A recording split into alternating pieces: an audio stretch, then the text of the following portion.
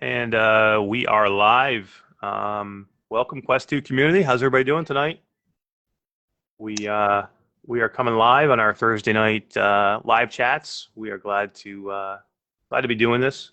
Always a lot of fun.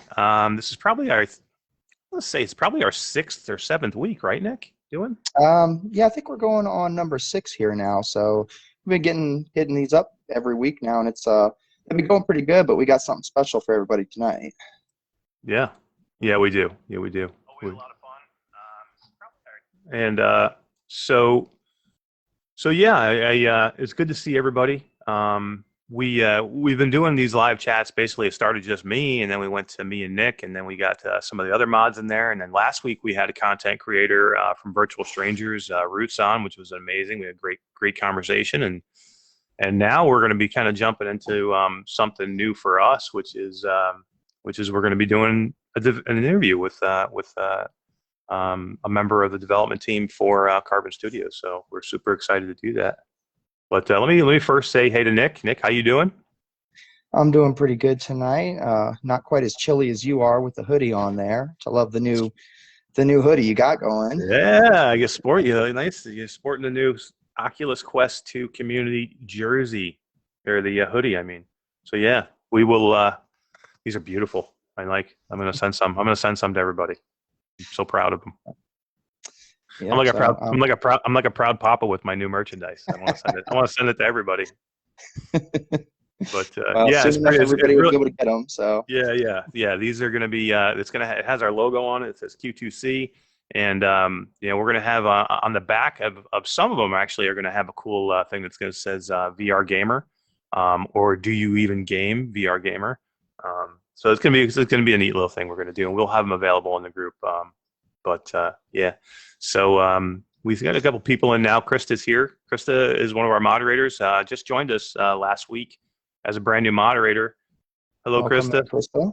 Yeah, thanks for coming and joining our team, and thanks for being here. And Alex is here. Alex has just joined our moderation team on our Discord, which is growing rapidly. Our Discord is almost up to 800 people now, which is really amazing for just not starting it too long ago, and really not even advertising it very much either. So yeah, I heard we just leveled up, didn't we? We did. We just leveled up. We boosted, which is amazing. Oh. But you know what? Let's not leave our guests waiting too long, Nick. We got some people now watching. We got almost 10 people watching, and we're gonna shoot right up here because everybody shared this out for us. So let's say hello to our guest from Carbon Studios. This is Piotr Gała. Peter, thank you so much for being here, and thank you for being here because you're in Poland. Thank you for being here at 3 a.m. in the morning your time. That's pretty amazing. Thank you. Yeah, thanks for having me, guys. It's good to have you on. Yeah, I mean this is exciting for us. I mean this is a first interview for us where we get to actually talk to. I mean me and Nick talk to developers, pretty much every day, but this is a nice way for us to show you guys some of the background of what's going on, and we get to tell you about some amazing things happening with games, and especially with Carbon Studios, because they have some super juicy stuff coming, and I can't wait to talk about. And then we're gonna pretty much jump right in. So because I don't want to wait too long, but I want to talk about Peter a little bit just to say hey to him, and just Peter, tell us a little bit about yourself. How did you come to Carbon Studios, and what do you actually do for Carbon Studios? Yeah, so actually my story is pretty simple. I worked for a soulless corporation, and then I stumbled upon Carbon Studio, and I entered this magical world of VR and VR magic. And so basically I'm in charge of marketing and PR. However, I'm also involved in production because that's just how we operate. Okay. Yeah. So I mean, Carbon Studios is just for everybody in the chat, if you don't know, Carbon Studios has made several games, but probably most known for The Wizards and The Wizards Dark Times. Amazing games. They just had the Quest port of The Wizards Dark Times, which is guys, go get it. If you don't own this, go get it. This is magic. Magic and archery and swords and all desperate based. Fantasy. It's a great game. Yeah, this is just. I mean, we've done giveaways for it in the past because it's so good, and it is an amazing game. But yeah, I mean, how big is the studio now, Peter? So it's about 30 people. However, wow. we are probably going to expand because there's just a lot going on. There's a lot of plans for the future. Yeah. Okay. Yeah, I mean, you have I can imagine because you have your hands in many things, and you're still working on Wizards, which we'll talk about coming up soon, and you have the new game, Warhammer Age of Sigmar Tempest Fall coming. So, I mean, I can imagine with you're not an indie studio, so you got to have enough people to help you run and manage everything. So Yeah, we've really come a long way since the first Wizards. Absolutely. yeah, I just want to say hey to Jason Ward in chat. Jason, how you doing, man? Thanks for coming Hey in. there, Jason. Welcome in. Hey, Jason. So, you ready to go ahead and just hop right into Wizards here real quick? Let's talk about Wizards Dark Times, Peter. So, we kind of understand that you guys have some updates coming to that game. Why don't you go ahead and tell us a little bit about what y'all got coming up? Yeah, sure. So with the Wizards and the Wizards Dark Times, basically we've been going for this linear single player adventure with a solid narrative. But the one thing missing from this formula has always been multiplayer. We've never done multiplayer of any sorts. So just for starters, as a sort of testing the ground, we aim for at least a beta release near the end of the year of a co-op mode. Basically, it's going to be a mini campaign, and with new spells. Wait, let me get my thoughts. So it's going to be like a separate game mode that is going to be completely free for owners of Dark Times, whether on Quest or on PC. It's going to be free, and we basically want to really thank the community for supporting us throughout the development of the Wizards, for staying with us till we started working on Warhammer. So this co-op, this co-op multiplayer. So we're planning a couple really cool things. So there's been a lot of suggestions from the community about new spells, and basically we're going to take a bit from that. We're planning to have like three different classes. We're going to have at least a fire mage, an ice mage, and a lightning mage. Because if you don't know the Wizards, in Dark Times we implemented this element system. So basically, when you hit an enemy with an ice bow, they become chilled. If you hit them with fireball next, it melts and they become wet. So the lightning spells deal like a lot of damage. Right. So we are aiming really for this co-op to utilize this and put this like little team of battle mages against. So you'll have three specializations in this game, and I'm assuming that it's going to run through the regular campaign that you currently have, but as a co-op style now. It's going to be a bit separate because the main campaign hasn't really been thought out well for multiplayer. So this is going to be entirely separate, like smaller missions, smaller maps. However, yeah, you will visit some familiar places from the campaign as well. All right. This is super exciting. I mean, yeah, I mean, this will be pretty interesting. I'm kind of looking forward to seeing this one myself as someone who's completed not only the game but new plus mode on the game as well. So yeah, and these are the things that we always ask about. Like every time I play a great game, I'm like, this is an amazing game. I want to play it with somebody. I want to go in and play co-op because it's the first thing that we always ask about. And Roots in chat, Roots from Virtual Strangers is in chat. What's going on, Roots? How you doing? Thanks for coming by, man. Hey, Roots. And he said, nice. We can get in there and we can magic it up in Dark Times. And yeah, I mean, that's the first thing. I mean, and this is amazing too because this is a game that you guys have already put out there, and you've done extremely well with this game. And if you did nothing else to it, that would be like it's an amazing game just as it is. And you guys are still putting effort into this game and giving us content for no charge. Again, no charge for this DLC and of the multiplayer, and that's amazing. And that's the mark, in my eyes, of an amazing studio. Somebody that keeps on giving, making their game great as they go. Because again, it would be so easy for you guys just to go, yep, that's our game. We've made it. It's amazing. Go ahead and play it and pay full price for it. And But you guys are knowing, you're going here's something extra for no charge, which is great. Yeah. So that's pretty fantastic. Yep.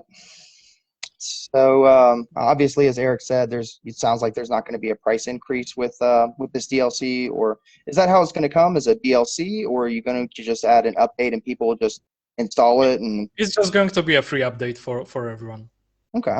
All right. Well, good deal. Yeah. It sounds. When are you looking for that to release roughly? Yeah. So we're aiming at least for a beta release by the end of the year. We'll just have to see how it goes. However, if you're interested in more info about Dark Times Beta, we invite you to our Discord and our social media, because we're going to be posting. I'm going to go ahead and drop that Discord in the chat right now for anybody who's interested in joining it. Yeah. Go ahead and do that, and me and Peter will say hello to some of the people in chat. Todd Jackson has come in. Todd, how you doing, man? Thanks for stopping by. Santiago Rodriguez. Santiago, how you doing, man? Thanks for coming. Santiago is one of our regulars for the live chats, and he's here quite a bit. We appreciate you being here, man. Thank you. Benny Lee from Hello Real is here. Benny, how you doing? And let's see. We said hello to Krista and Rivs, and Roots is here. And yeah. And there's Nick's got the link up now, so that's great. Yep, that's the Carbon Studios Discord. Feel free to join them. And as Peter was saying, they're getting ready to start a beta for it, and got a couple more things that they're going to be having in their Discord coming up. We'll talk about later this evening, or this morning, I guess, for you. Yeah, exactly. Yeah. Yeah. So it's 3 a.m. for Peter. So let's try and move along, because we don't want to keep him too late. It's gonna be sun's gonna coming up. We'll still be talking about Warhammer, because I'm telling you right now, guys. So I've never been like really into Warhammer. So not that I didn't like it. It's just that it's not something I ever checked out. So I didn't really know anything about it. So I did play Battle Sisters, so I had a little bit of knowledge of that. But this is completely different. This is nothing like Battle Sisters. It's not the same developers. This is a standalone Warhammer game made by Carbon Studios. And so I just went to check it out for the interview, and I'm like, I gotta know something about this. And I ended up spending almost 6 or 7 hours reading the lore. There is so much lore with Warhammer that you could literally take weeks reading this. This is like Tolkien-esque lore. I mean, there's massive. There's like Lord of the Rings, you know what I mean? That type, the Silmarillion, that type of stuff. It's just huge. And I mean, I can imagine you must have had to do your homework on the Warhammer as well, right? Oh, absolutely. Like, the pre-production has been going for a long time. Right now we're nearing we're pretty much nearing launch, because we're going to release the game in Q4 this year, so not that far away from now. But yeah, absolutely, like, the amount of lore, Age of Sigmar, just massive. If you're into fantasy, I really recommend it, because it's not your everyday high fantasy stuff. There's some really original stuff in there. And we're going to talk about that, I guess, in a second. Yeah, we are. Yep, yeah, let's start to kind of get into that. I just do want to say hello to the chat, and guys, we do have a couple of games we're giving away. Peter and Carbon Studios were nice enough to give us 2 games for Wizards, A Dark Time, to give away for the Quest version. So we do have those available. We're going to give one away probably about halfway through the interview at some point, just because I know I don't want people that have to wait the whole, however long we stay on. So we'll give away one in the middle, and then we'll give away one at the end. And then one of our members of our group, he's in chat right now, Kevin Mars, also known as Technoglitch, was super nice, and he donated a key for contractors that he happened to win off from VR Central. So we'll say hi to the VR Central guys and say thank you, VR Central, for doing that giveaway, and congratulations, Technoglitch, on winning. And you're a super cool guy for letting somebody else grab contractors. So we'll actually have 3 keys to give away. We got 2 for Wizards of Dark Times from Carbon, and then we have 1 for contractors that we'll do at the end. So let's jump into to the Age of Sigmar Tempestfall Warhammer. Can you tell me a little bit about Sigmar, because that's in the title. Sigmar is a god, right? So can you tell Yeah. me about Sigmar and the Age of Sigmar in the Tempest Fall in the Warhammer universe? Right. So Sigmar is the god king of mankind in this universe. So basically, like, I try to give you a really quick rundown on the lore. So, right. So Age of Sigmar is a sort of a reboot of Warhammer Fantasy. And it's been around for a couple years now. The amount of lore has really like ramped up, and there's a lot of it out there right now. So basically the old universe, the old world of Warhammer Fantasy has been consumed by chaos, by the ever-changing entropy, and its champion Archaon the Overchosen. So Sigmar was was grasping the molten core of this broken world and sort of floated aimlessly in space in a sort of penance, because he failed mankind, he failed forces of order. So really fast forward to the future, eons later, a Star Drake wakes up Sigmar, recognizes good in him, shows him to the 8 realms. And so Sigmar travels the 8 realms. He takes the celestial realm of Aether as his throne, basically, as his seat of power, and also awakens gods such as Nagash, the god of death, in the realm of Shaiish, so the realm of death also, which is the main focus of Tempest Fall.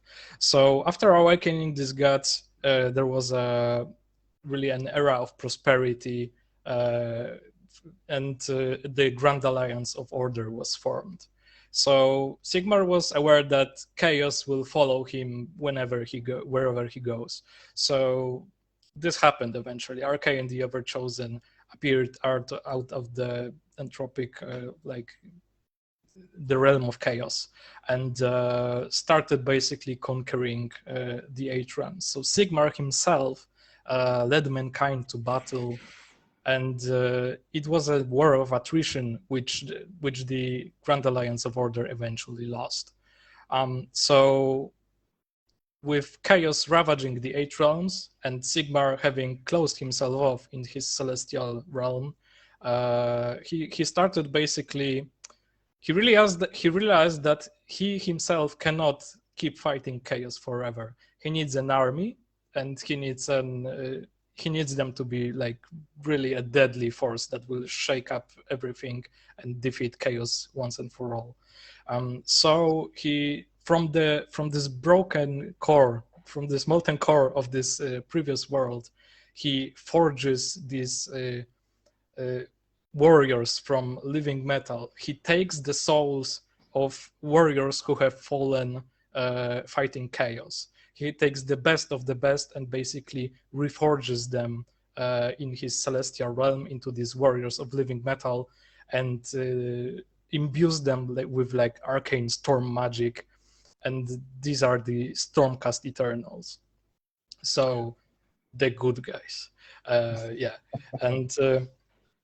So this creates a sort of a friction in the Grand Alliance of Order, because Nagash, the god of death, he claims all souls of the dead, and Sigmar has been taking away souls of these warriors. So Nagash perceives it as betrayal, and this sort of starts this rivalry that evolves later on.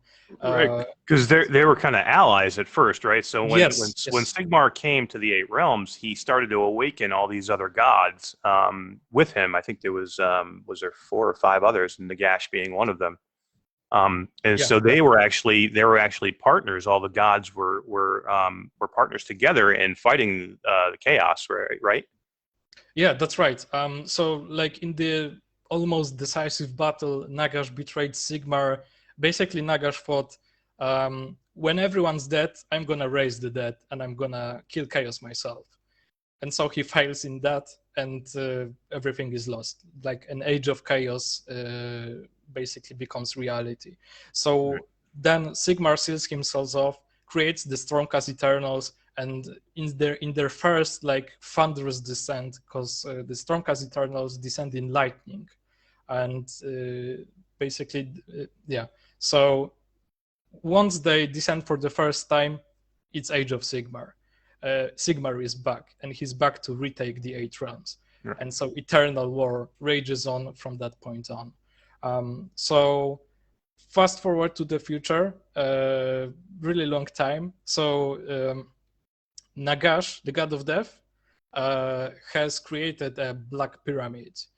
He basically wants to create a giant ritual that kills everyone in the 8 realms and allows him to basically claim all of their souls and raise a huge army.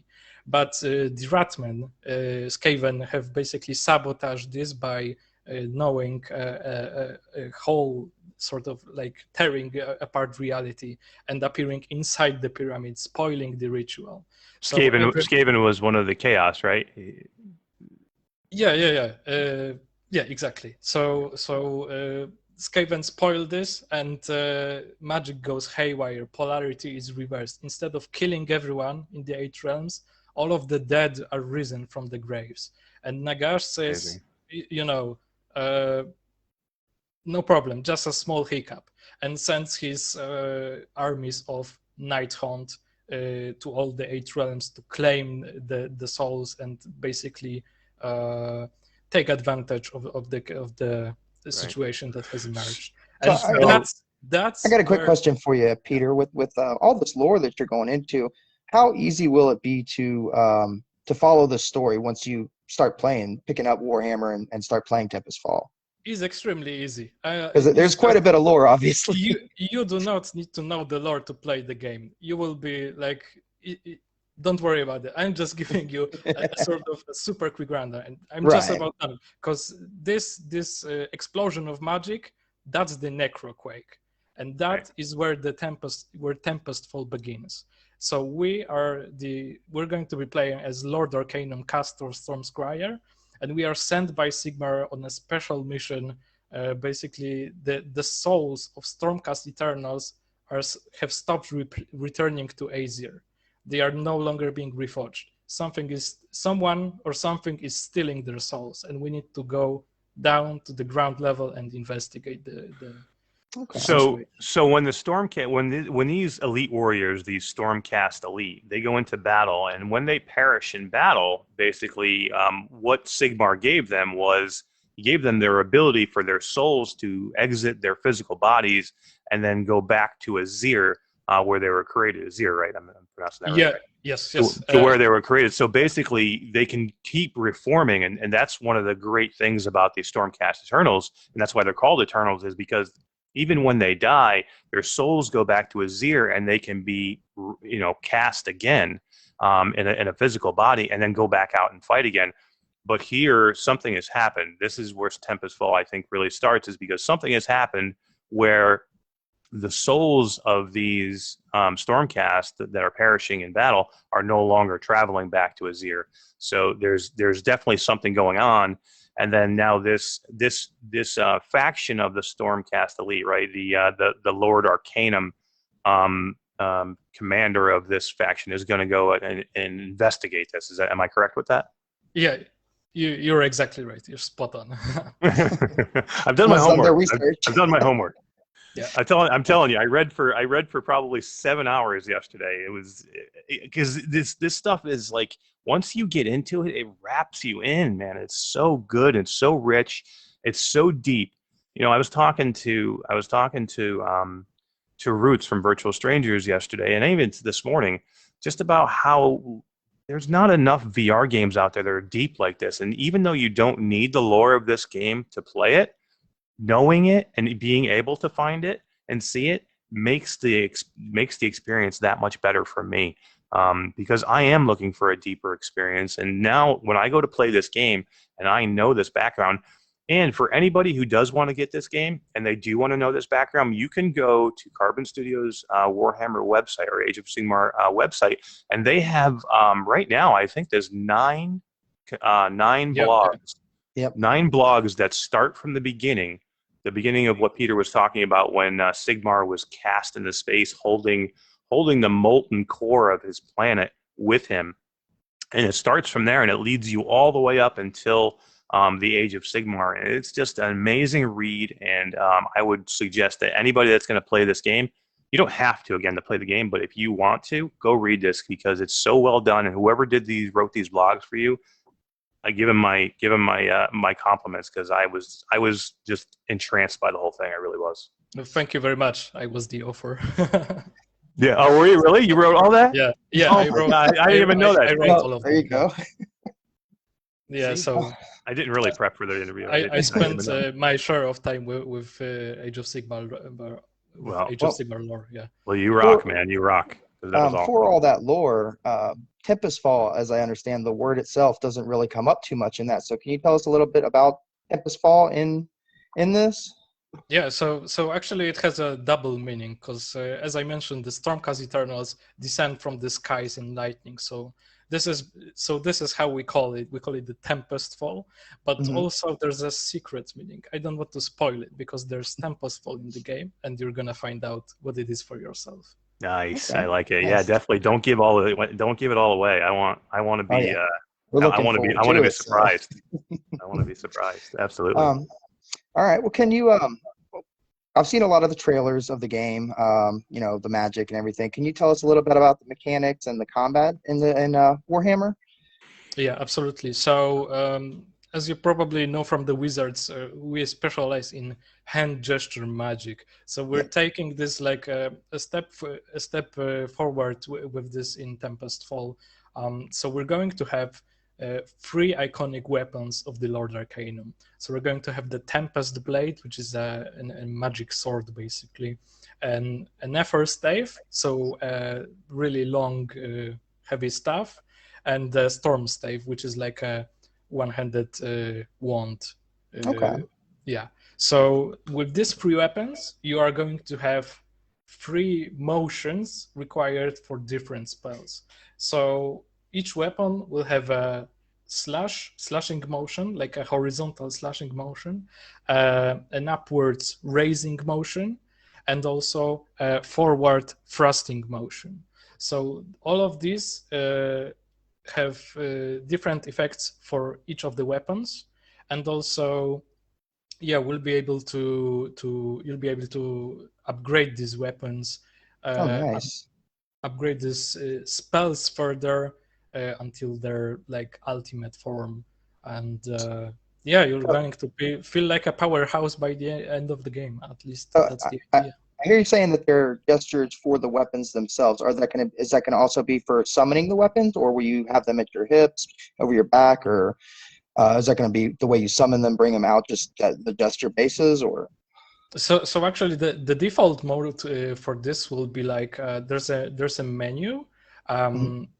So like the best comparison I can give is like if you played Half-Life Alyx, you basically press a button, and then you put your hand into the weapon you wish to select. Okay. So this is like we aim for this to be like really easy to be able to change your weapons in combat, because there's limited energy in your weapons. So, right, and you're probably going to need to move fast too, right? With any kind of comments. So if you're gonna want to switch, you're going to want to do something quick and easy, and you know, and yeah, if it's anything like Half-Life Alyx, that was an amazing inventory system there, the way they did that. So yeah, I mean that sounds amazing. Which that kind of leads me to believe that combat is going to be pretty fast paced. Absolutely. So actually, we recently sort of reworked a little bit the blocking system to accommodate both like stationary players and mobile players. So whether you stay in place like until you fall, let's say, and just block attacks and fight, that's no problem. If you want to run around, try to dodge these attacks and sort of get some distance, that is also possible, and you'll be able to do both. Okay. So yeah. Yeah, so I was going to say, so it does sound like this is not just a mindless hack and slash. There's deeper elements here, because you're talking about upgrading weapons and making them stronger. And can you tell us about the way you do that? How do you upgrade yourself in this game? Yeah, so the game is like divided into two larger regions, and each of these regions has a Stormcast Eternal camp. In this camp, you will basically have a little forge, and when you traverse the world and you fight enemies, explore, you will come across Sigmarite or Storm Scrolls, lore-based items that basically act as a resource that you will be picking up along the way. And then when you come back to camp after every mission, you'll be able to choose, like literally place the weapon on the anvil and choose what sort of spell do you want to unlock, what sort of spell do you want to upgrade. Then you take a hammer and just smash the weapon, and That's awesome. Upgrade it. Cool. Yeah, like from the beta we had in June, that's actually one of the most fun mechanics we have in the game. Like people really liked working the anvil. Hell yeah! You can give me something to smash. Anytime you give me something to smash, I'm down. I want to smash everything. I want to smash stuff, and I want to shoot stuff in the face. So if I can do that in a game, I'm very, very happy. As long as you're shooting magic, yeah, we got to go. Well, Yeah, you mentioned going back to camp to create your items. So why don't you tell us a little bit about the world? Is it linear? Is there climbing like there was in Wizards? Tell us a little bit about the world and the place you're gonna be at while you're adventuring. Absolutely. So, as I mentioned, the world of Tempestfall is divided into like two large regions, and while there is a main linear story sort of taking you from place to place, each region is like a sort of a hub area connecting different areas. So you will not only will you have like main missions carrying through the story, there will also be side missions in these regions. So you will be able to pick up additional resources to upgrade your weapons, to basically prepare better for your main quest and be more powerful, basically. So this is a little more open world-ish than a linear game, more like Wizards Dark Times world. Yeah, because the Wizards were really linear, just go forward and that's it. And in Tempestfall, it's a much bigger world than in Dark Times. That's awesome. Can we talk a little bit about the magic? Can you tell us a little bit about the type of magic? Is it going to be just like one magic spell, or do you have multiple, or is there different things that you can do? Yeah, so we have, as I mentioned, we have 3 weapons, and each of these weapons have 3 different spells for each of the gestures required to conjure these spells. And as Lord Arcanum, caster Stormscryer, we are the master of storm magic. So you will be either sending lightning arcs with the sword. You will imbue the sword by raising it upward, and you will imbue this with magic. And you'll actually, like, we have like a bit of small stuff, like we have skeletons in the game, right? So when you have the imbued sword, you can just cut off their heads, like just of like nice. And every word you say gets me more and more excited about this game. I'm not kidding. I can really relate to that. I'm not kidding. I'm serious. Yes. I mean, magic, swords, skeletons. Yeah. What is there not to be excited about? Hell yeah. And if I can raise my sword in the air and have lightning strike it and I can kick somebody's ass, hell yeah. Yeah, like He-Man, I have the power. Hell yeah. You're going to feel that. Yeah, this is going to be amazing. Absolutely. I'm so excited. So just a bit more about skeletons, because this is, again, one of the more fun things about Tempestfall. So, skeletons, not really that threatening, compared to race. So we just thought that as a super powerful Stormcast Eternal, and you're faced with this puny skeleton, you need to be able to grab it. You need to be able to rip off its head, like from its just spine. You can absolutely do that. More, oh yeah. That is furthermore, you can grab the skeleton and just throw it against other skeletons, and they will shatter. So you're almost talking like physics based, almost like like a blade and sorcery type physics. Yeah, blade sorcery, battle talent, very very heavy physics. It sounds like you can do just about anything. I mean, we were talking Half-Life Alex earlier. Doesn't sound too far off par. Yeah, let's hope so. I mean, Yeah. it's a very good game, you know. So yeah, there's a bit of that because a lot of people like watching the trailer with the Night Hunt. They're really like, there's no physics, you know. There is some physics for enemies who are, you know, not ethereal ghosts, basically. Yeah, right. So the skeletons are somebody who's got a physical body, you know, you can't it's tough to do physics with a ghost, and that's I would imagine that makes it even more immersive because, you know, you can grab a skeleton. You wouldn't really be actually to grab some kind of wraith or ghost or anything like that. So I feel like that would add to the immersiveness of the game. Yeah, and this basically this power fantasy, you know, because this is power fantasy at its finest, I think. Absolutely. Now, you mentioned Nagash and some of these enemies, the skeletons. Can you tell us, you know, a little bit about, because I assume Nagash is going to be your main protagonist, your main bad guy, basically, in this game. Well, Nagash is a god, so we can't really fight him, but he is always in the distance. Like the world, because I'm not sure if it was mentioned, the world of Tempestfall is located in Shire, in the realm of death. So there's places of worship of Nagash. There are catacombs, a lot of death imagery, symbolicism, a lot of that. The world, like we spent really a lot of time to make this world as full of this Age of Sigmar IP as possible. There's a lot of symbols. There's Stormcast tapestry on the walls. All of this architecture. All of this is like really unique stuff, and it was a lot of fun really designing these levels and playing with the IP basically.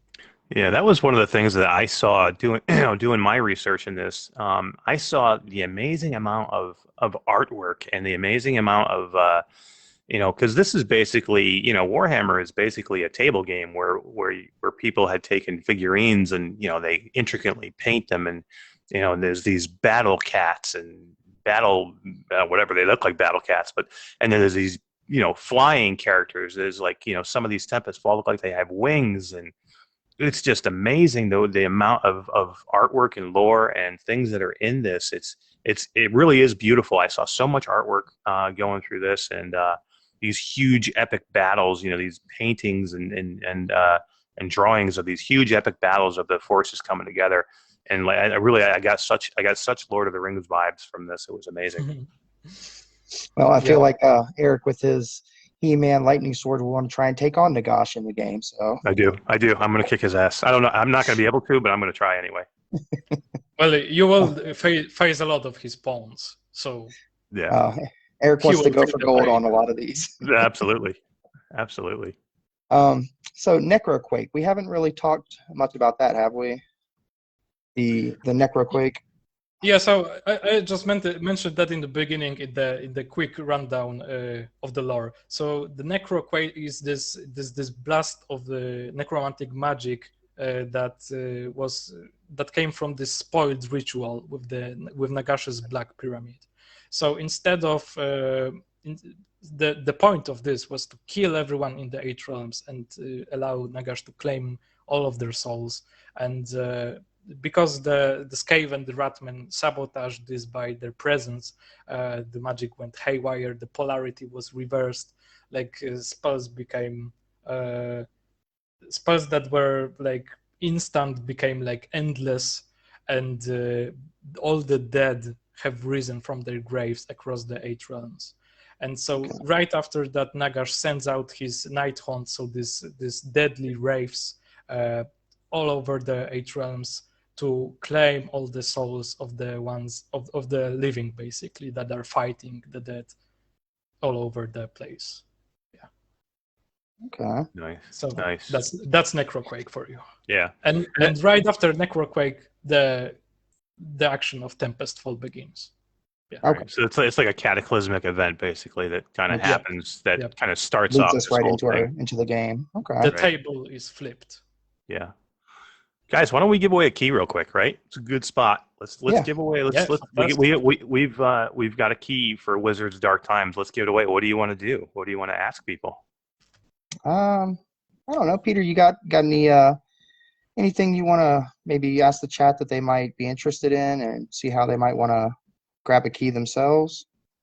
Let's not be too hard. Let's not be too hard either. Yeah, we tried asking some people some pretty tough questions last time, and they were. I was about to go with what color shirt am I wearing, because I was asking who was the founder of Oculus, and I couldn't get an answer. I was like, come on, guys. Okay, so maybe how about a Warhammer question? So if you were in the chat, what are the Warriors of Sigmar called? Yeah, so there it is. So guys in the chat, what are the warriors? We've talked about this several times. What are the Warriors of Sigmar called? And first one to say it in chat wins the key to Wizards Dark Times. So yeah, let's we'll get that here hopefully quick. It's an easy one, guys. Come on.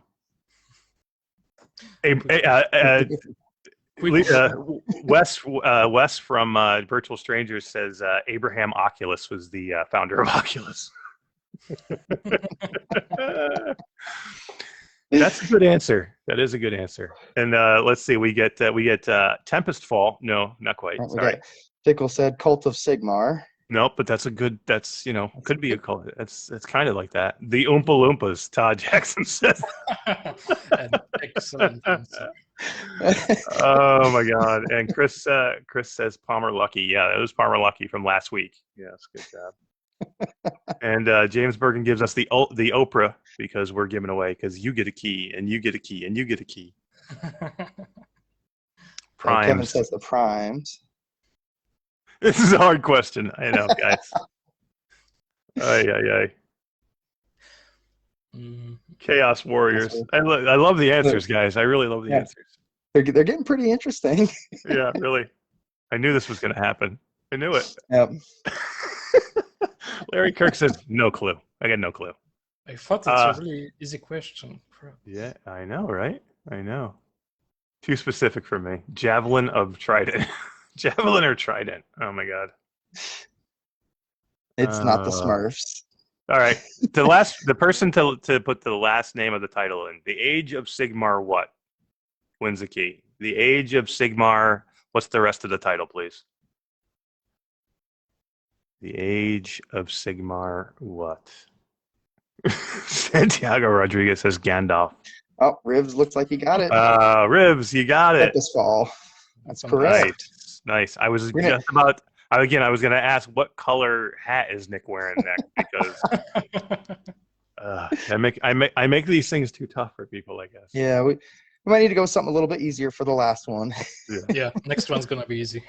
Alex, congratulations, man!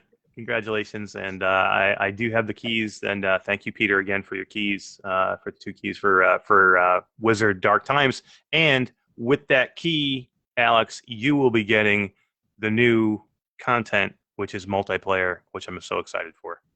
Absolutely. For Wizard Dark Times. So let's finish up a little bit with Warhammer now. Go ahead, Nick. I was going to say, from what I understand, you're tasked with recovering your brethren lost souls. Can you tell us a little bit about that?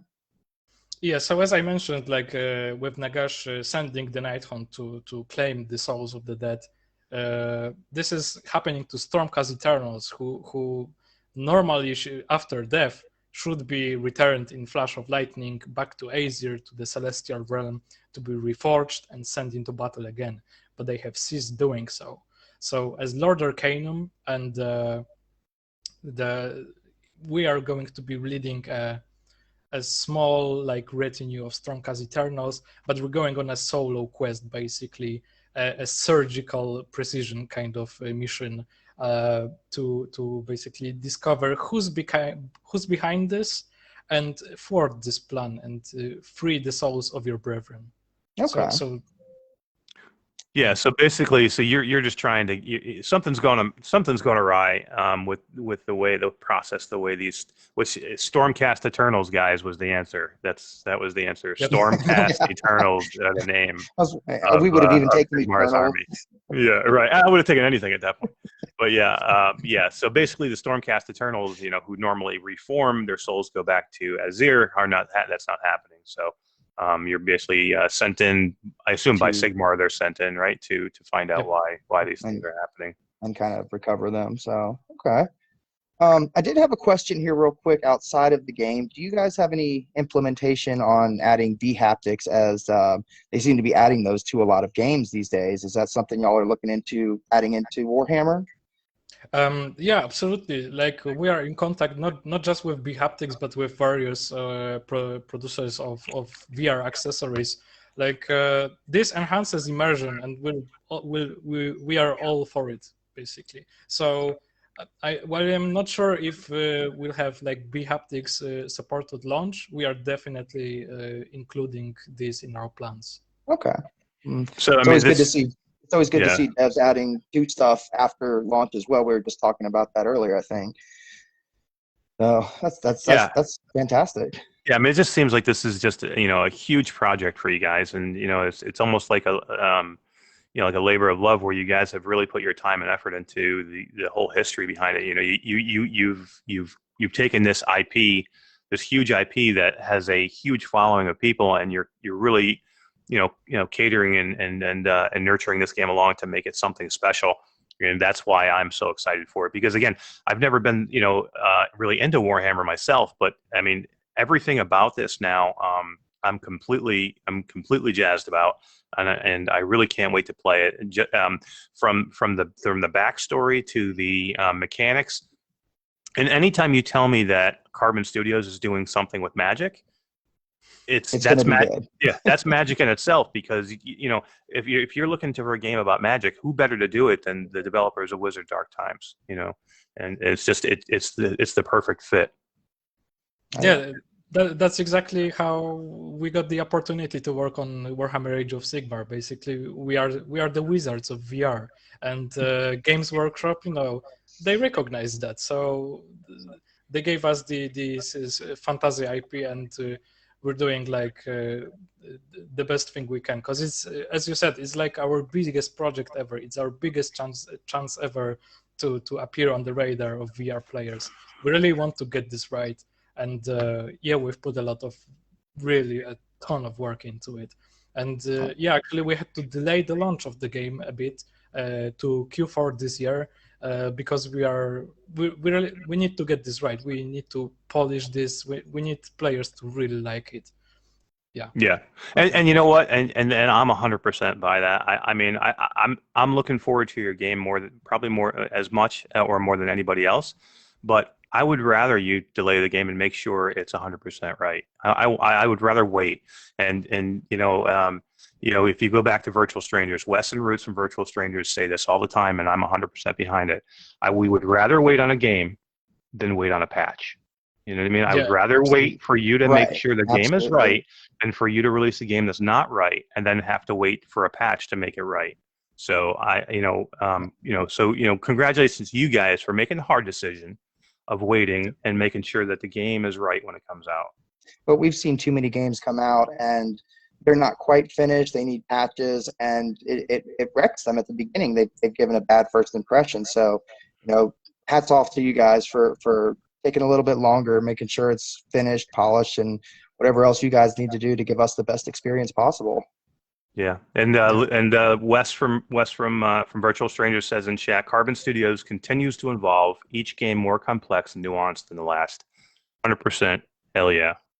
Agree. 100%. Yeah, that's right. We're only going forward. No stopping back. Rivs wants to know in chat, was the beta testing for Wizards or for Warhammer? Actually, both, but in different time frames. The Warhammer closed beta is there are signups going on right now on our Discord, and that's Discord GG/become a wizard. There's a second beta channel on there with all the information required. You just fill out the Google form and Okay. For anybody that might not have been in chat earlier when I posted it, I'm going to go ahead and drop their Discord again in chat for you guys. So click that link and join them. So with Dark Times, we are looking at the beta probably near the end of the year.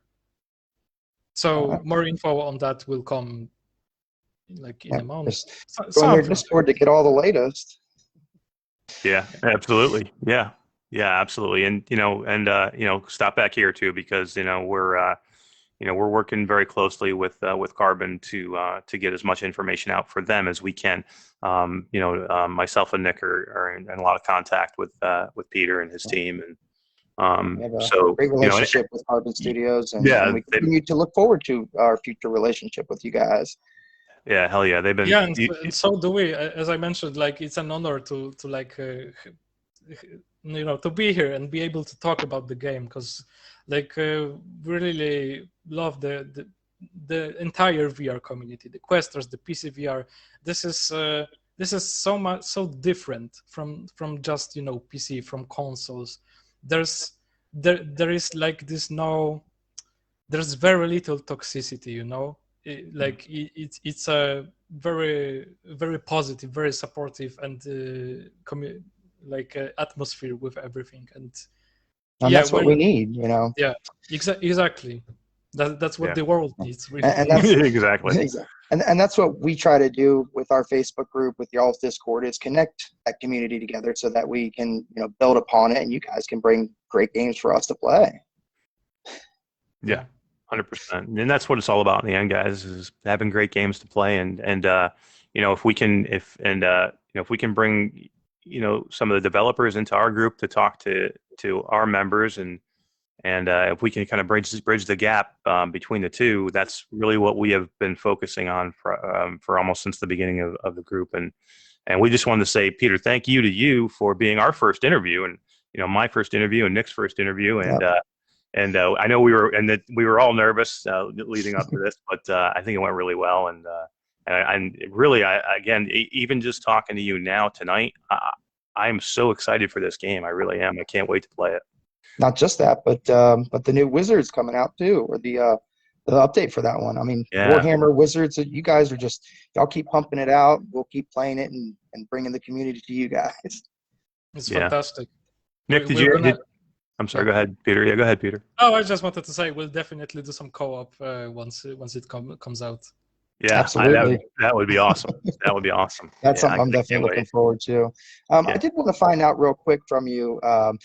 Did development with Wizards and Wizards Dark Times, did that kind of help you guys build Warhammer? Yeah, absolutely. As I mentioned, the gesture-based system from Wizards is actually like the basis for the Tempest Fall system. But with Tempest Fall, we're for the first time we're adding proper melee combat with blocking, and we put a lot of time and effort into blocking. So for the first time in a Carbon Studio game, you'll be like meeting your weapon with the enemy's weapon and really clashing it, and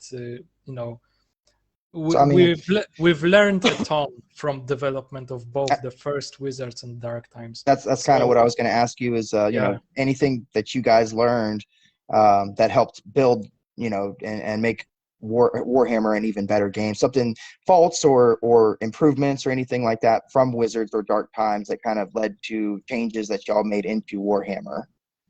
Yeah, so all of this experience from the level design, it's only better. It's only gonna get better. We're only going better, and going bigger, better, and faster. Yeah, definitely. So I'm just going to ask the chat real quick. Does anybody have any questions that you'd like to ask in the chat? Since we have Peter here, and he's kind of a captive audience until I kick him out of here. So, whatever you guys, if you guys want to ask him anything that we didn't ask, please throw it away. And while they're maybe putting some questions out there, Peter, is there anything you want to let everybody know, or tell everybody any about? what we have here? If you're interested in Tempest Fall or the Wizards Dark Times or even the first Wizards, we invite you to our Discord at discord.gg/become a wizard. We're having contests, giveaways. You can you have the opportunity to join our betas, if you'd like to help us out, and if you're interested in Tempestfall specifically, please go to Steam, to the Steam store page, and just add the game to your wish list. You're gonna get notified on the game's launch, and it also helps us immensely. Yeah, and that's an important thing for everybody, guys. Wish list any game that you're interested in. Go wish list it, because it helps the developers get an idea of who really wants their game. It helps them more than anybody thinks, and so anytime you find a game or you see a game that you have any interest in, just go wish list it. It doesn't hurt you to list a wish list. It doesn't mean you have to buy it. It just means that you're interested in it and it's something you want to see more about. But it does help the developers out a ton. So definitely go wish list. And then that's my other question too, is what's the platforms that we're going to see this on? So we'll definitely see this on PC VR, so on Steam, and we'll see this on Oculus Quest. So with a dedicated version on Oculus Quest. So we're basically covering the two most popular platforms that there are. Right, which is great, right? If you sometimes if you focus, it makes things a little bit more easier to do. If you just hit the two big ones, focus yourselves, and so no PlayStation or anything like that. Like possibly in the future. However, we don't have really solid plans to do that right now. But one thing to mention while we're here, like the PC VR version of Tempest Fall, because nowadays a lot of developers are creating games for Quest first, and then porting this to PC VR. So we're actually going the other way around, just like with Dark Times. So the PC VR version of the game is going to be just exquisite in terms of graphics. It's going to be really impressive. This is a huge point that I'm glad you mentioned, because it's not something I probably would have brought up, but I'm so glad you did, because this is huge, because there are so many PC VR fans out there that that are almost upset with the Quest because they think that the Quest holds PC VR back, the standalone Quest. So, this is amazing that you can say this, because we are going to see, those of us who do have PC VR, because I use my Quest 2 just as much for my PC VR as I do standalone, if not more. So those of us that do have PC can really reap the benefits of something like this. So I'm sorry, did you say this was going to be on the Rift store as well? So it's going to be on the Rift store as well. So I don't know if you can answer this question, and if you can't, it's no big deal, because we didn't talk about it before. But is this going to be a cross-buy game? Possibly. I can give you a definite answer right now, but we really like cross-buy, like the idea of cross-buy. Like, we are gamers ourselves, and if you buy it on Rift, you might as well have it on Quest. Yeah, exactly. Yeah, it's a good deal. Yeah, exactly. Well, what happens to me a lot of times is that sometimes dictates where I buy, because I have just as many Steam games as I do Quest games, or Rift Store games. But a lot of times, if a game I know is cross-buy, I'll buy it on the Quest Store, because I know that, or on the Rift Store, because I know I'm basically getting two copies of the game. I can either play it standalone, or I can play it, with PC VR. And like you said, it's going to be an exquisite experience, PC VR. So there is going to be an upgrade if you play this with your PC over the Quest version. Hey guys, we got a couple of people leaving, so why don't we go ahead and get around to that last key we're going to hand out for them. Sure. I have a really simple question for everybody in the chat, so we don't get too complicated. Well, hold on. Rib says, hey guys, I have to go. See ya. And he said, Eric, give me your hoodie. You like the hoodie? Everybody like the hoodie? This is brand new, guys. This is coming to the Oculus Quest community store soon. Yep. It's shirts, hoodies. It's really cool. It's amazing. And this is basically the debut tonight. Yeah, great color palette, Yeah, absolutely. Absolutely. We're definitely sending you one. Yep, absolutely. One's going out. One is definitely going out to Poland right away. Fantastic. Okay, so what are we gonna do to not I blow the got this top of the heads off everybody here? How many people were a part of this interview tonight in the chat? And how many people are how many wait a minute, people hold are on screen right on now? screen? Okay, I thought you meant to. We're trying to keep it as simple as we can, guys. So for a copy of Us. copy of Wizards of Dark Time, Dylan Morris. Dylan Morris got it first. Three people. Dylan Morrison. Oh yeah, everybody's look at it. 20. Dave Marsh says 23. Dave Marsh, the developer for Shadowgate, says 23. So, Thanks, Dave. We kept that one really simple, and we got quite a few answers pretty quickly that time. Yeah, and I'll give you guys a little tidbit. The developer Dave Marsh for Shadowgate, me and Nick had a meeting with him tonight, and he agreed to come on and do an interview with us about Shadowgate upcoming as well. So exciting times, exciting stuff coming. Thank you, Dave. Absolutely. Yep, Dylan, you won. So we'll get those keys out to you and to, was it Rivs? I think that won the other key. Yeah, it was Alec Rivs won the other one. Okay. And I just want to say that I'm extremely happy. I'm an extremely blessed person to be able to do this, and this has been a dream of mine for a long time to be able to talk to developers and hear the inner workings of these things. And I just want to say thank you, Peter, for taking your time out at 3 now 4 o'clock in the morning in Poland, taking your time out to talk to me and talk to Nick and talk to the people in chat. And I just want to say that I really do appreciate it, and we're gonna see lots more from you guys soon. Yeah, big thank you from me, from the Quest 2 community, from all of us for you being here and coming to talk with us about Warhammer and Dark Times. It's been an honor having you on with us. So we do appreciate it, and big shout out and big thank you to you and Carbon Studios. Absolutely. Yeah, thank you guys so much for having me. Congratulations to all the giveaway winners, and we'll see each other on Discord. Yeah, and guys, if you want to hang out and chat, we're not done. Me and Nick are going to talk a few things after this. If you want to go, Peter's going to take off because it's so late, but we're not going to leave yet. So if anybody wants to stay, I do have a contractor's key I'm giving away. So don't, if you want to try and win a key for contractors, donated by Kevin Martz, Technoglitch, just hang out. And Peter, thank you again so much. Go get some sleep, my friend. Go get sleep some or coffee, whichever comes first. yeah, I try. Thanks a lot, guys. Good night. Take it easy, Peter. All right. Good night.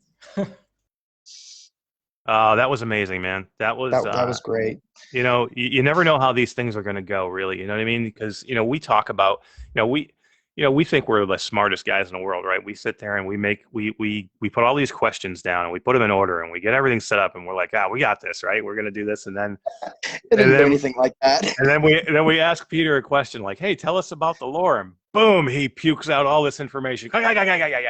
Yeah, I mean, I feel like I'm almost a well-educated Warhammer Age of Sigmar veteran at this point. Oh my God, it was amazing. And I didn't realize that he was the one who wrote all the blogs. I mean, I've been like, even in our meetings that we had the last couple of days, I've been doting over how great these blogs are. And he never said, "Hey, I was the one who wrote them."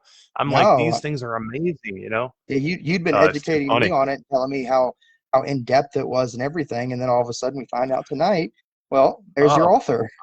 Guys, I mean, literally, this is how my last couple of days have gone. I did Virtual Strangers last night, so we had 2 games to play for that to get ready for. I had to get ready for the show, and then I had all this homework I've been trying to do on Sigmar. So I basically slept about 2 hours in the last 3 days because I've been trying to jam all this stuff in here.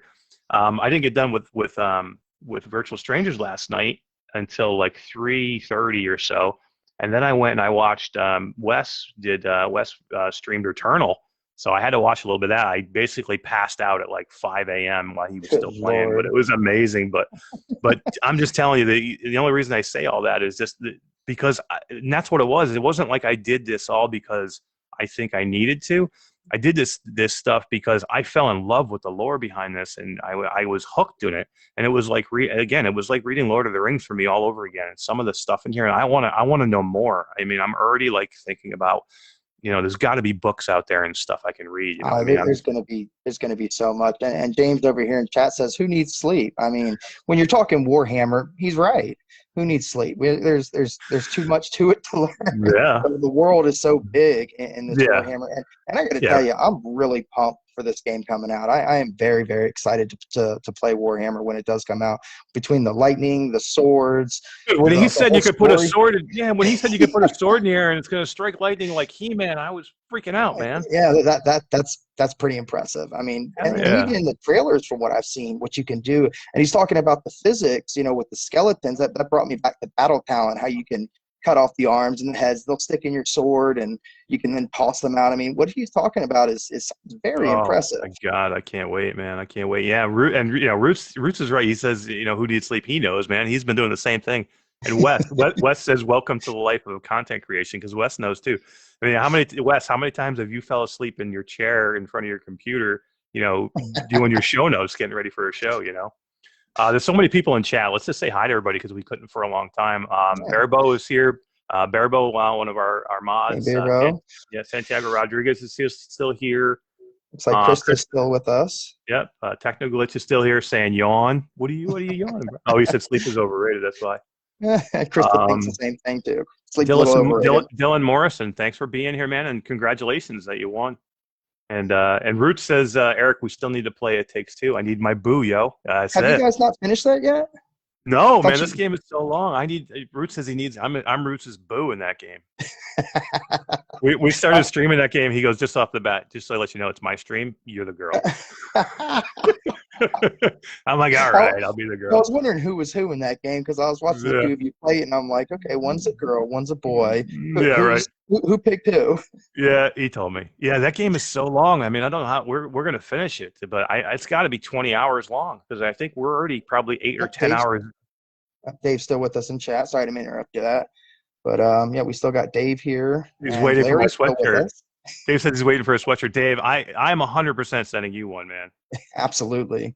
We talked with Dave earlier tonight, and he is old school like me, old school gamer like me, and I wasn't, it was amazing talking to you tonight, and I can't wait to get you on and talk about your game because I'm so excited for that one as well. Yeah, that's gonna be pretty impressive for everybody else. That one's Shadowgate too, by the way, guys. Yep, Shadowgate VR. Terrible with the names on these. Minds of Mithril. Minds of Mithril, yeah. Yeah, me and Nick have been doing some testing in that game, and all I can tell you is holy shit. That's all I'm gonna say. Holy shit.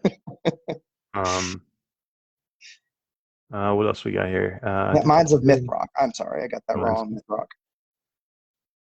So we got Brandon Campbell's in the chat. He says long VR games are good. Too many are too short, and not much more than a tech demo. Yeah, that's a problem, I think that's a problem with the Quest 2 because of the amount of space on it, what it can actually perform as opposed to a Steam game.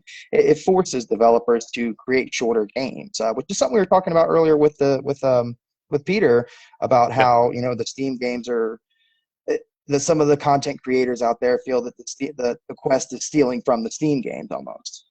So.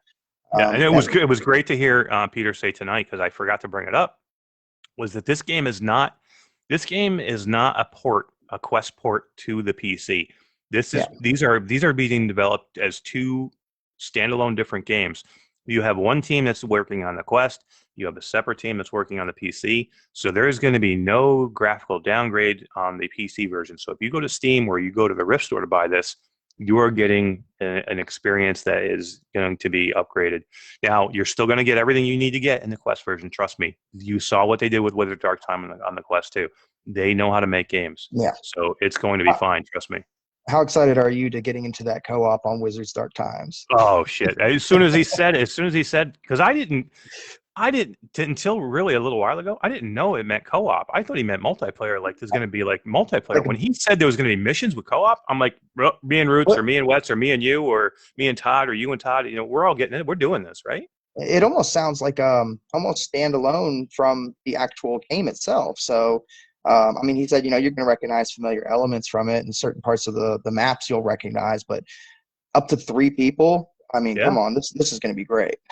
Oh God, yeah, I'm excited about that one as well.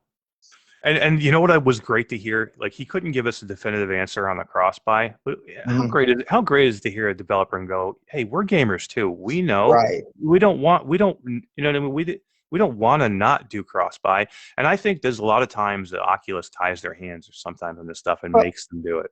that's something we want to hear from developers. Not that you just build Hell your yeah. games, but that you play them too. Because if you're not enjoying them, how do you expect us to enjoy them? You know, so hearing that they play the games, they're gamers themselves. You know, they're in the same level as us. They're just developing them too. That's really good. You know, great news to hear.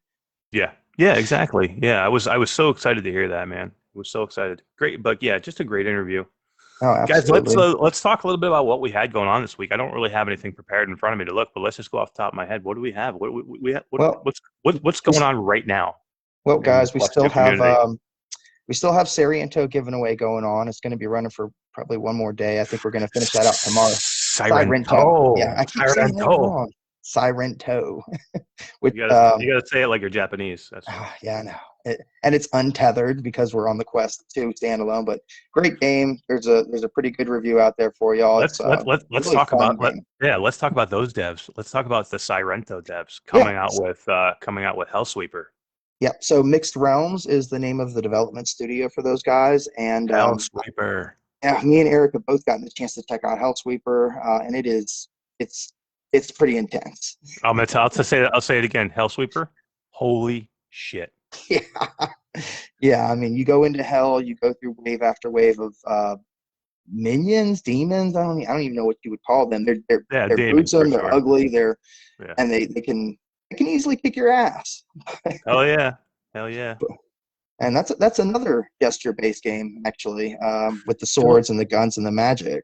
Yeah, Dylan Morrison said, "Do you guys message me the key, or how does this work?" Dylan, yeah, I just can't. I did see your message; it just popped in. It's just something I can't give you the key right now because I'm busy doing the show. So we'll give it to you guys. Yeah, after I saw your message, and as soon as we end this, I've got probably about 3 more hours of stuff I've got to do before I can even go to bed. So trust me, you will be number one on my list. I will get you your key, as well as with Alex. I'll send those keys out, man. And whoever wins our the contractor's key, donated by Evan Mars. Big shout out to that. How cool is Technoglitch, man? Technoglitch is a guy that found our group from Virtual Strangers, and he's been here hanging with us in live chats as much as anybody else. And you know, he got in touch with me yesterday and was like, "I got this key, man, and I want to give it to your group. I want to give it to your group so you can give it away to somebody and make them happy." And you know, there's no better feeling than to be able to give somebody a game who either, you know, just didn't have it, or they wanted it but they couldn't get it, or maybe they can't afford it yet, or you know, many people are on a budget. I'm on a budget, and everybody's on a budget. And to see it coming from one of our members too is just that just makes it extra special right there. Hell yeah. Yep, absolutely. Yeah. So thanks, Tech. And so what else do we got going on? We got Sirento. We just dropped today. It just released on the Quest Store, Puzzling Places. So this game's fantastic. I've been in their beta for a long time. Been a patron of theirs for a long time. They've added quite a bit of new stuff to it since. Because they were side quests, right? And then you loved it so much that you actually paid and became a patron because you wanted to get. What did you get for being a patron when they had to pay for it? So they had 2 levels of tier for their Patreon. The first tier level got 1 new puzzle a month, and the top tier level got 1 new puzzle a week, plus the monthly puzzles that everyone else was getting. So I'm pushing, I think, nearly 50 puzzles on the beta version of it. Yeah, and some of the puzzles from the original, I don't remember, you know, if you had to be a Patreon, but some of the puzzles did move into the official store version. Some of them are brand new. I don't even recognize them, but they did not have 400-piece puzzles in the beta. So that is just absolutely wild. Crazy. Now, did you get the game for free because you were a patron? Or they did actually. Okay, so we did get a copy of the game to review from the developer. However, they did send out everybody that was a patron.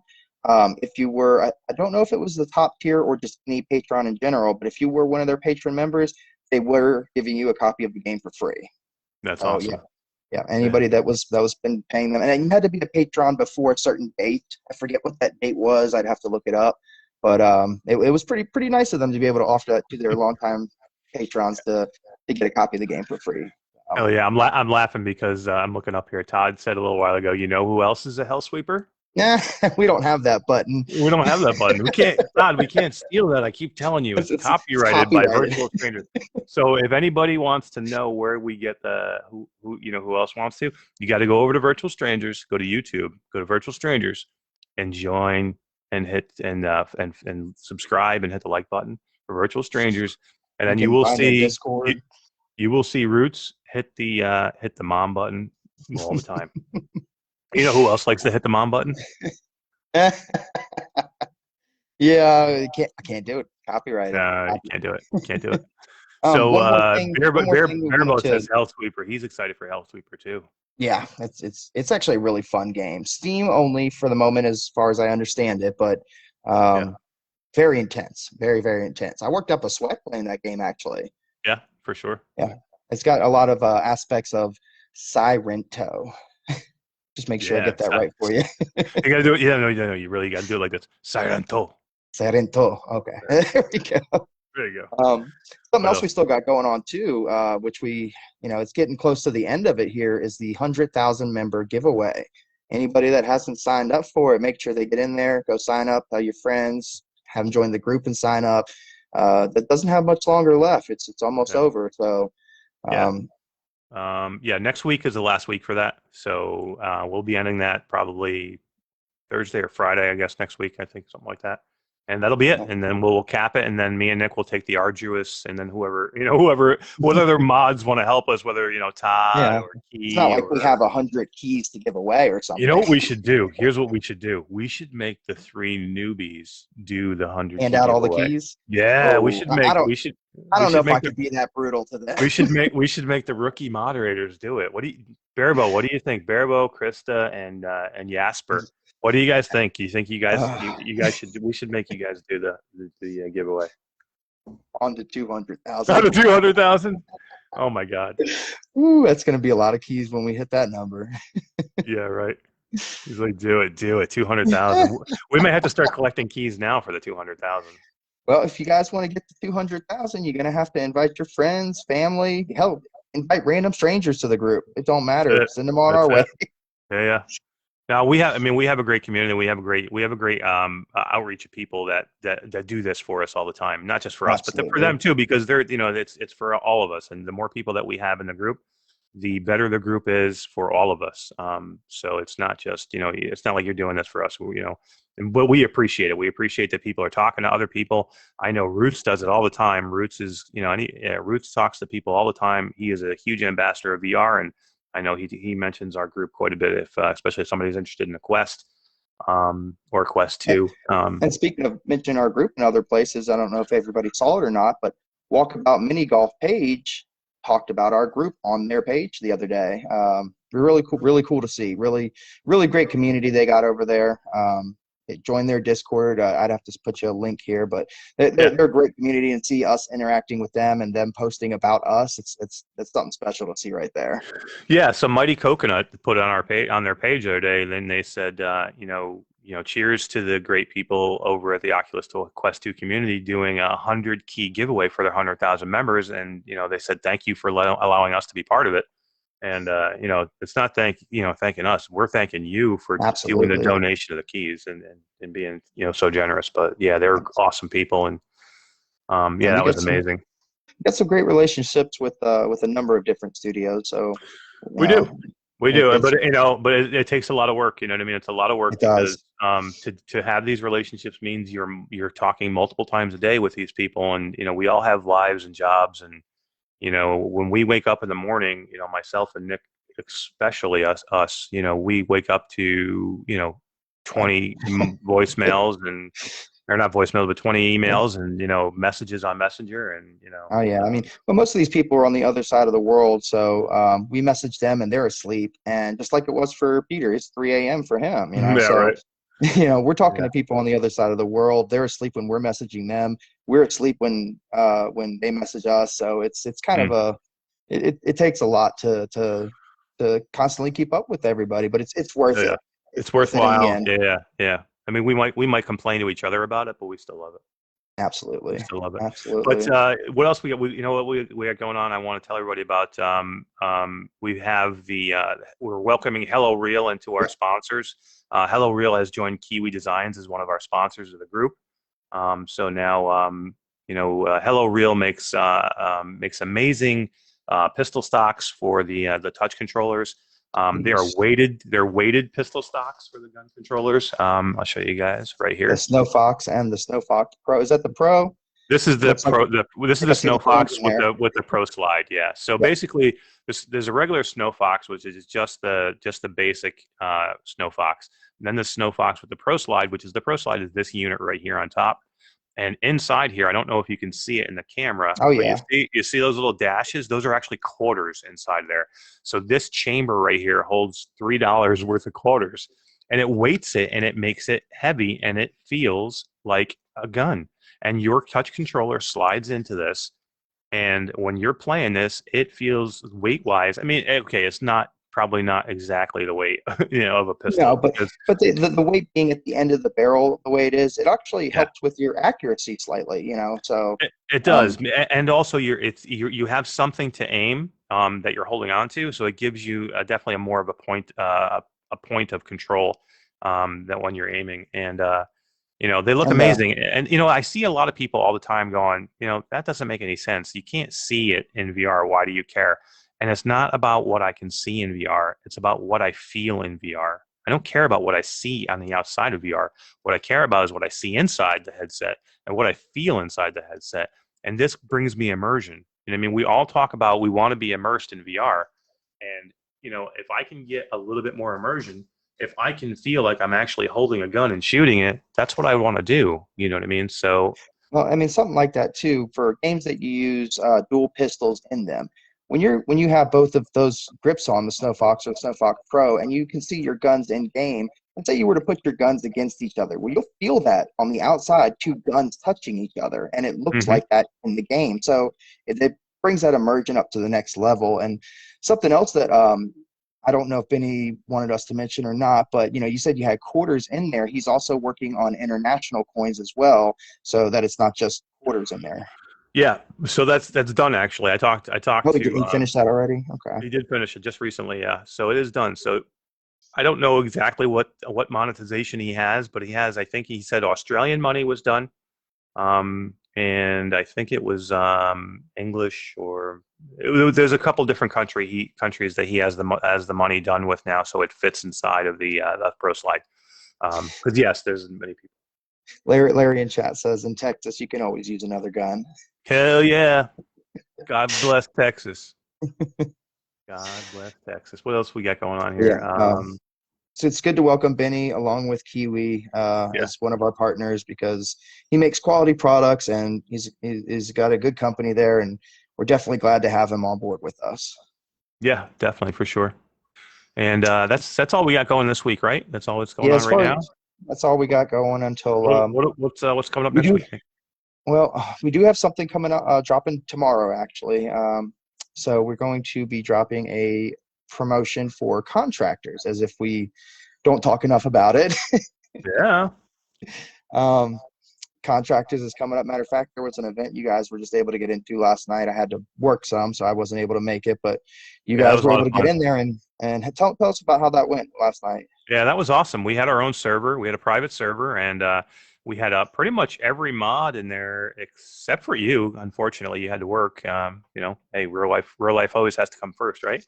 But yeah, everybody made it but Nick, and Nick's just they just had a hurricane in Nick's area, so thank God he was safe. But that means there's a lot more work for him down there now. So yeah, makes everything more difficult when you got to travel. But yeah, everybody made it in there except for Nick, and we had an awesome time, and we got to play with some of our community. And we're going to do more. We're going to do, it's not always going to be contractors, but I'm sure we'll do contractors again because we had so much fun doing it. But we're going to do other things. We're going to do some walkabout. We're going to do some dash world. We're going to do a lot of cool things in there. And, Todd, our moderator, Todd Jackson, who pretty much runs our Discord, is going to start setting things up. And, I'll always try and be there as much as I can. So if you want to get in there and play with me a little bit and we can chat and, you can talk to me or talk to Nick or talk to And Roots wanted to get in too. Roots is one of our moderators, and the problem with him is he lives in Colorado. So when he was getting in, when we were getting in at 6 p.m. my time, it would have been 4 o'clock his time. He was still over there too. So he said, we said next time that we were trying to do it a little bit later, and that will be better for everybody. I think. Maybe we'll try and do it like 9 p.m. my time, or even maybe a little later, like 10 p.m. or something like that. Problem is we lose the European members at that point, right? Because it's like 2, 3 in the morning for them. So. But yeah, maybe we'll switch on and off though. You know what I mean? We'll go a little bit early one time, and then the next time we'll go a little bit later. Well, we can always try and work some of that stuff in on the weekends too. It doesn't have to be the same time every time. We can have multiple times to try it. I see Todd over there in the comments. Yeah, Todd says, you know who else likes to play with Eric Masher? Yes, I do. Stephanie Yes, Masher. She's upstairs right now, our other moderator. You mentioned. Yeah. Go ahead. No, it's all right. You mentioned a golf game earlier, but this upcoming week we have a golf game coming up for promotion, Golf 5E Club, and I got to tell you, I love Walkabout to death, but this may be my new favorite golf game. It is so good with the full 18 courses. It's got the putt version in it, but this is very good. It works very well. Yeah, and what's cool is we're gonna be going in there probably. I would say we might even go in there tomorrow, and we're gonna use Jason Ward stuff because Roots, did you get your stuff from Jason Ward? Your kit of your what do we call them? It doesn't really have a name behind it. Really a name for it, but golf club, a driving wheel. It's a kit that you have a driving wheel that you can use in Dash, and you have a golf club with all magnets. You have a mini gun stock, but we're going to take slide stock on it for single stock, right? Yeah. Jason says no name. Yeah. Root says he needs help putting it together. Absolutely. It is quite a few pieces. What is the total? Like six pieces, I think. Well, we should get in there, and we should Roots. We should go in. We should get in and go do that E5 golf club, and we'll check the stuff out for Jason Ward because I was talking to Jason tonight, and we got an upcoming. We're going to do a review of that tonight for Jason, and he's got some amazing stuff to show us, and we're definitely going to get that done. Absolutely. And Ruth says, what did he say up here? He said, "Best wife ever." Yes, definitely, she is. You're right. Best wife Mama ever. Cool right there. Yeah. Heck yeah. We also have, and this is probably going to be the last one we're going to talk about. We have Wands coming up for you guys. So Eric, I don't know if you've hopped into that one yet. It's a great game. It's a dueling game. So a dueling game, you would think that you need to be multiplayer, which it does have multiplayer, but it's also got AI. And for the most part, I've played that. I've done a couple of the online duels. Their Discord has a great community. They have contests that they run all the time. But one of the cool things I found out while I was doing a waiting match to play against another player, you can play against the AI and have duels until another player joins. And once they join, you can automatically leave that AI and go right into it. That's cool. So you're not just sitting in a lobby waiting for someone to join. And I was like, that's a really cool feature that they have in there. Yeah. Yeah, that's one of the things I think Blaston kind of needed, because Blaston like that is if you don't have somebody you're playing with, like a friend, you're sometimes you're just waiting for somebody to come in that you can play against. So if they had like a little lobby where you could do that, where you could play against a bot until I don't know, maybe actually they did an update or so, but last time I was in there, you didn't have anything.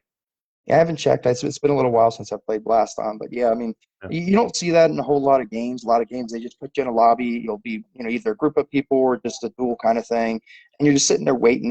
And if the community isn't big, especially if the community isn't big, you could be waiting for a while. So having something to do while you're waiting is a big thing to have, in my opinion, on a game. Hell yeah. But the game is, as the name implies, wands. You have a bunch of different wands. You have a bunch of different spells.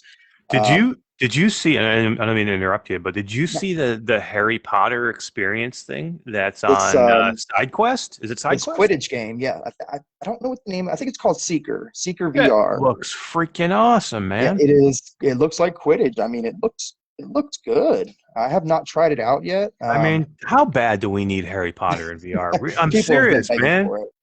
I mean, it'd be so easy to do. You have all this magic shit you can do that we've already got established. We've already got established devs who know how to do magic.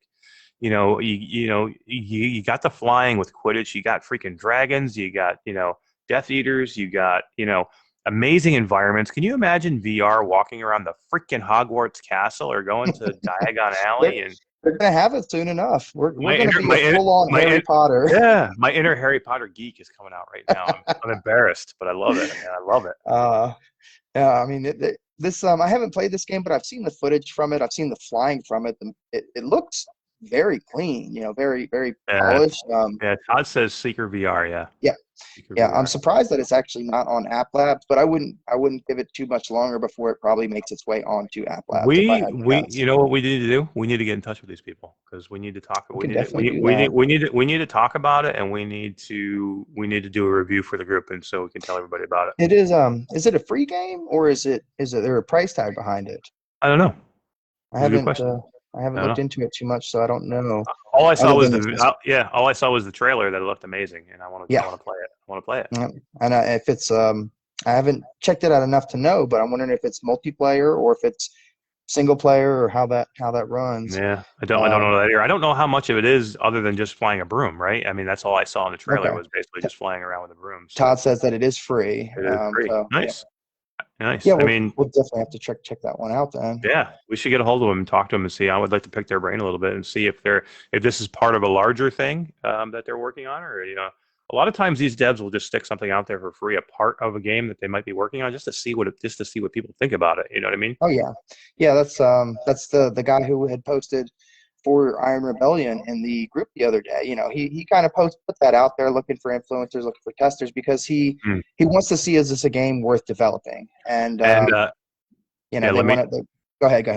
Let me be the first one to say Iron Rebellion is a game that's worth developing, because I've sat in the cockpit already. The guy was extremely nice enough to give me and Nick and actually all the mods access, or not all the mods, but who got I'm not sure if everybody got access. Well, we got a few of us access anyway, and it's amazing, man.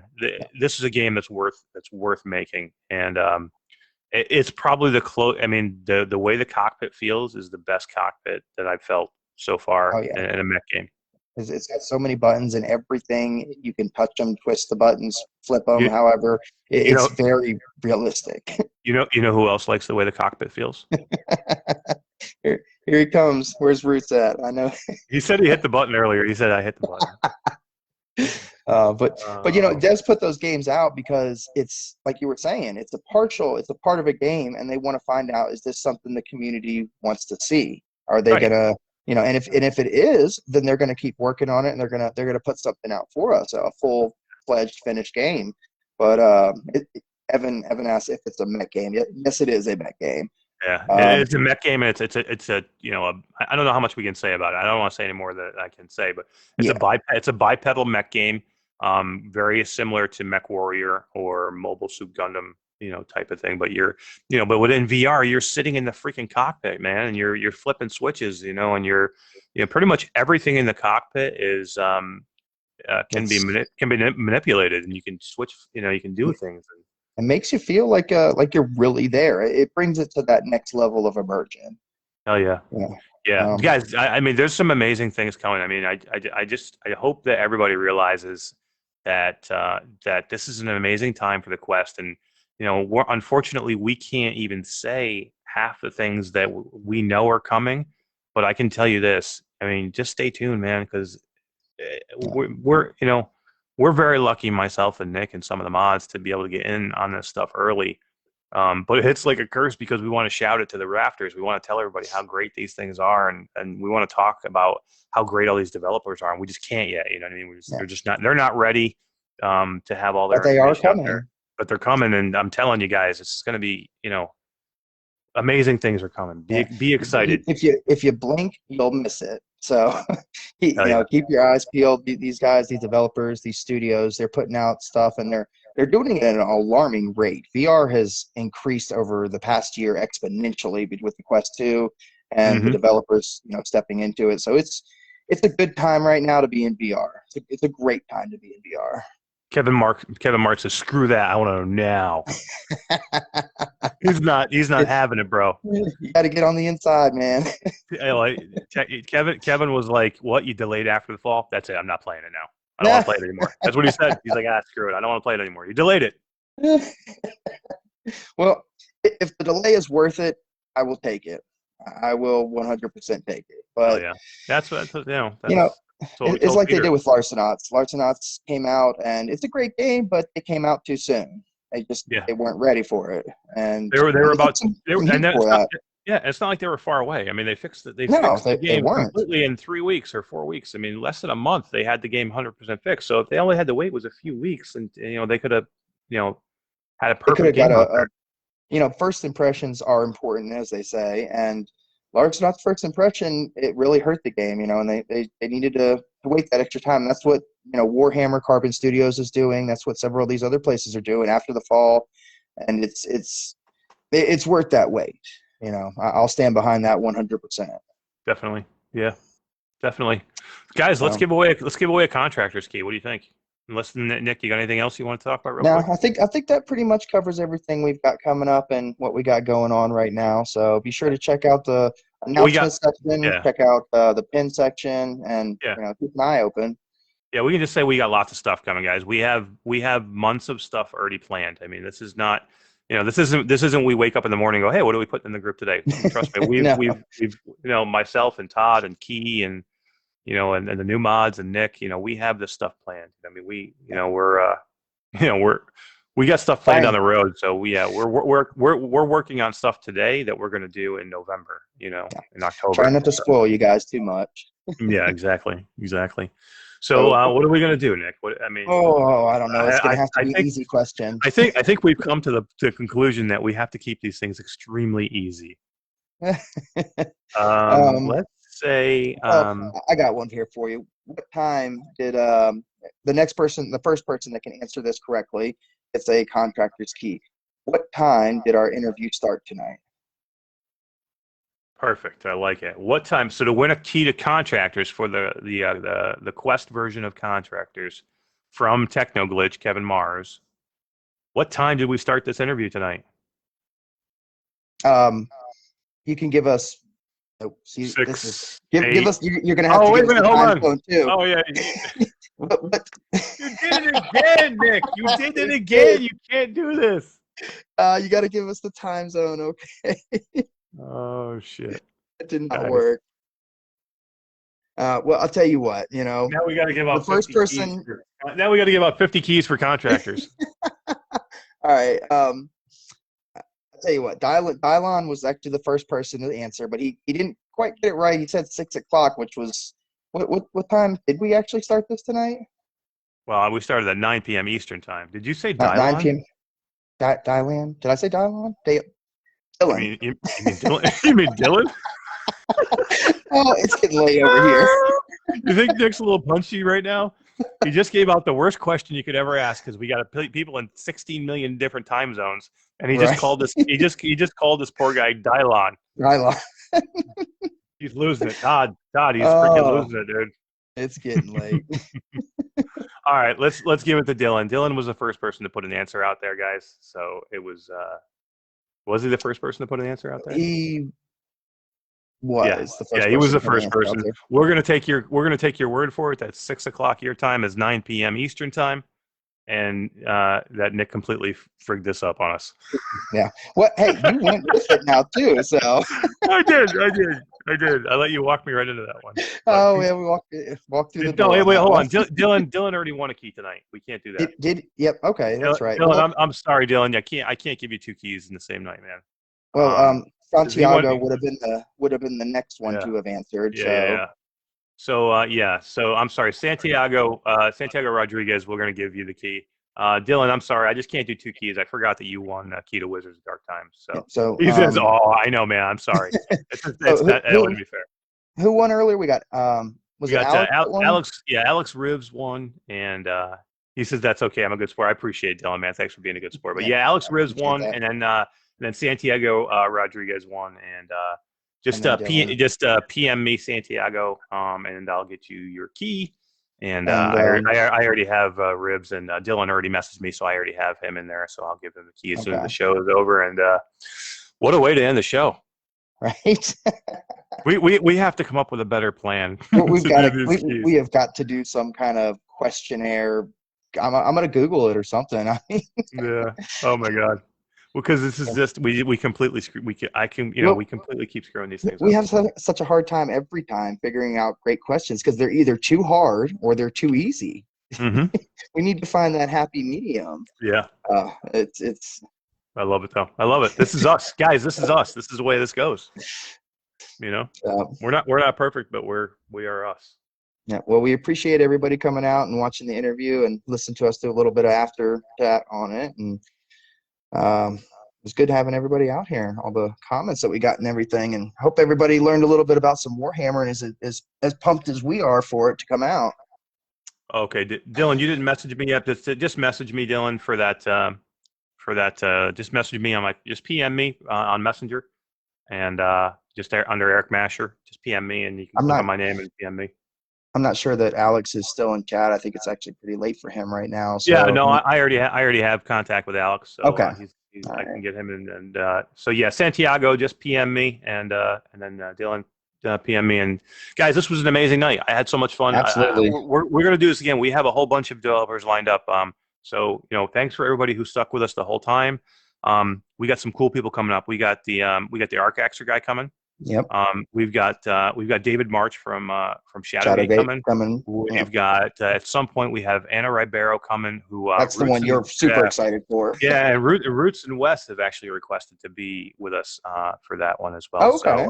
So I asked them, and they were like, yes, we want to do this. Well, so, I mean, who doesn't want to have a conversation with Anna? Oh my God, dude, I'm in love with this lady. Not in a weird way. I'm in love with her because she's an amazing game developer. And, yeah, she's the lead developer, if I'm not mistaken, behind Pixel Rift. She is. So. Oh yeah, this is all her. This is all comes from her.